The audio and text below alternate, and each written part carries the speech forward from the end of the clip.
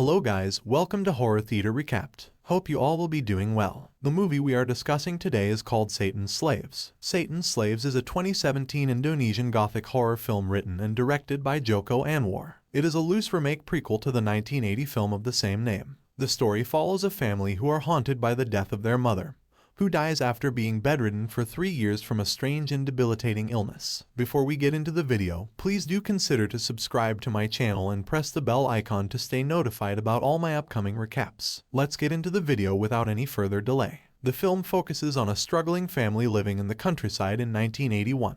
The family consists Mawarni, her husband Bari, her mother-in-law Rama, and the couple's 4 children, 22-year-old Rini, 16-year-old Tony, 10-year-old Bondi, and 6-year-old Ian, who is deaf. The family live amid financial hardship as Mawarni is ill and bedridden, and the royalties from her former singing career are long gone. As Mawarni is given a bell to call someone, at night she suddenly rings the bell. When Rini comes to her, she constantly screams with fear, looking at an empty corner of the room. Rini calms her down. The family is an atheist family and no one in the house ever prayed. One night, Rini watches a dream where she sees a woman dressed in white in her mother's room looking out of the window. She considers her to be her mom, but she hears the ring of the bell of her mother. When the woman looks at her, she exactly looks like her mother. Rini gets up from the dream. Suddenly she hears her mother's bell. She rushes to her room and sees her mother standing near the same window. Just then her mother falls on the ground and dies. Everyone gets shocked at this and mourns. After Mawarni dies, they all perform her funerals. The family are consoled by an Ustad and his adult son Hendra, who recently moved to the neighborhood, introduces himself to Rini. At night, Bondi gets very scared as the graveyard is just opposite to their house. His father talks to him and calms him down. At night, Bondi cannot sleep due to fear and he looks out the window. He sees a man searching something with the light of the torch in the graveyard. He gets more scared seeing this. Tony hears the ring of his mother's bell at night and rushes to her room, where he sees the bell ringing midair, and when he sees it falls down. Bari leaves to raise money for mortgage payments in town. At home, the children are haunted by the paranormal activities. Rini sees the mirror image of a woman in the well, and Bondi also sees the same white-dressed woman in his toy. At night, Tony listens to the radio but suddenly hears his mother's voice in it. He hurriedly switches it off but still hears the voice of her mother calling him and asking him to comb her hair. Just then he sees the same lady and he falls down the bed with fear. He feels his mother's comb in his hand, so he turns the light on. But when he switches on the light, there he sees nothing. Ian stands in front of his mother's portrait and tells Bondi upon asking that the portrait is scary. Bondi tries to cover it with a piece of white cloth, but the cloth hangs mid-air. They both start screaming seeing this. Hearing their screams, Rini comes to them. In the morning, Tony goes to the graveyard and puts his mother's bell and comb near her grave. On the other hand, Hendra meets Rini. He tells her that he saw a strange lady on the day of her mother's funeral. But, to his shock, he again saw the same lady on the window of their house. He tells Rini that maybe some evil spirit has taken over her mother's form. He says maybe their home is haunted. Rini asks him if he does believe in such superstitions. She does not believe in this. On returning home, Bondi and Rini find their grandmother Rama dead inside the well. Seeing this, they all get even more scared and Bondi gets sick because of fear. At her grandmother's funeral, Hendra asks Rini to take protection in his house till her father comes back. After this, Rini finds an unsent letter on Rama's desk to a man named Budaman. Rini and Hendra deliver it to him downtown to seek his help.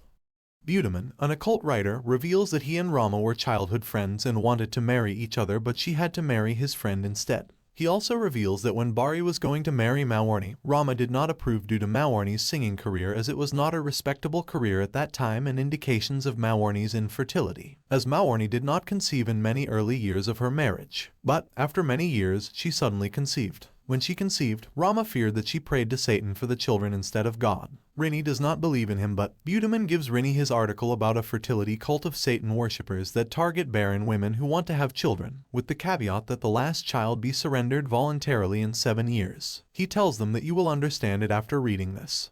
Back at home, Bondi talks to himself in sleep that he loves Ian, he is his brother. He won't kill him. When he wakes up, he gets possessed. No one can get it as they think he is still in the shock of Grandma's death. At night, he tells Ian by sign language that he will kill him. Ian sleeps terrified. He hears something and gets up. He goes to the place where he used to play with his grandmother. When he opens the door, he sees scary hands coming out of the door with long nails. He runs from there and tries to scream but cannot. His shirt gets stuck in a nail. His grandmother suddenly appears from that door, but Ian finally manages to escape from there. Next morning, Rini finds an old vinyl record of her mother. When she plays it in reverse, it is a chanting in an ancient language. Rinny goes to wake Ian and Bondi up. She finds Ian missing where Bondi is still possessed. She goes to search for Ian and finds him in a small box outside their house, who slept there all the night out of fear. Rinny gets him up and hugs him. She calms him down and says that they all are with him. He does not have to be scared. Tony confronts Rinny about the article she got from the man. He tells her that according to it, their father is not their actual father. They are all the children of satanic cults members instead. He adds that he accompanied his mother to her events during her singing career when he was a child. He often saw strange people visiting his mother. They all were the members of satanic cult. He explains her how the members give children to the infertile women by worshipping Satan. He tells the same thing which Budeman told her as well about the last child of the woman. Tony tells her that they have to hand over the last child to them, otherwise all the family members will be killed and the child will be forcefully given to the cult by undead. He tells her that the same thing is happening to them. Rinny still does not believe on this all. After this, suddenly Rinny sees her grandmother's wheelchair moving by itself to the dining room. She gets scared seeing it this time. They fear for the safety of Ian, who turns 7 in 3 days. They call Ustad Jai for the help. He tells them to pray to God. At night, Rinny goes to pray.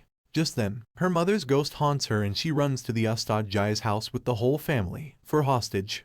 The next day, Hendra gets a meeting call from Budeman. He rushes to meet him. He meets him and Budeman hands him over a letter for Rinny and tells him to deliver it urgently. Hendra leaves from there. When going to her, Hendra gets run over by a truck on the way. The body is moved to Hendra's house. Everyone moans seeing this sudden death of him. Also, Ustad Jai is in a devastated condition seeing his young son's death. Rinny luckily finds the letter besides the body of Hendra. At night, Rinny sees a figure resembling Hendra and it pulls her towards the window. Everyone hears her and save her. Fortunately, their father returns home and they all go back to their place. They inform him about all the happenings. He feels very much sorrow upon the death of his mother. Bari decides to move to town with his children, leaving the house for good. At night, Tony accompanies Ian to the bathroom and suddenly Ian gets locked in the bathroom. His father, when breaks the door, they see something pulling Ian towards the well. His father jumps into the well to save him. Meanwhile, members of the cult surround the house as a storm rages. Bari, Tony and Rinny get stuck in a room as Grandma's chair flies over them while Ian and Bondi in the other room. The figure again tries to pull Ian with it, but suddenly Bondi comes out of the possession and saves his brother. Others also escape the house. Bari goes out to satanic cult and after he tells them he is unwilling to give up Ian, they leave. While leaving, they drop something around the house. The family prepare to leave the house and wait for the van to take them to the town.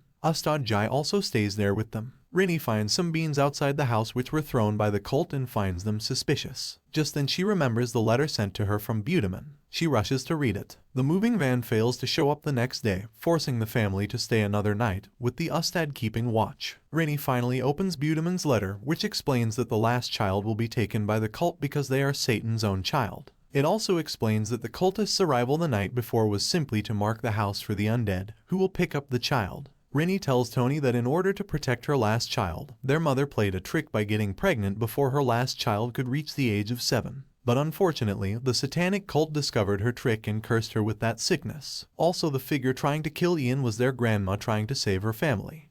At night, Bari sees the corpse of her wife lying on the bed besides him. He runs from there. On the other side, Ian, who is deaf and dumb since birth, suddenly starts chanting in an ancient language while looking out of the window in his room. He starts acting strange. Maorni and several Pakong appear in front of the other siblings, including Hendra. They invade the house and kill the Ustad. Ian, who just turned 7, starts going towards them. Bari tries to stop him but Tony takes him with him. Ian cheerfully joins Maorni and the Pakong. They give up on him as the Pakong take him with them. Budeman arrives in his truck, evacuating Bari and the other children.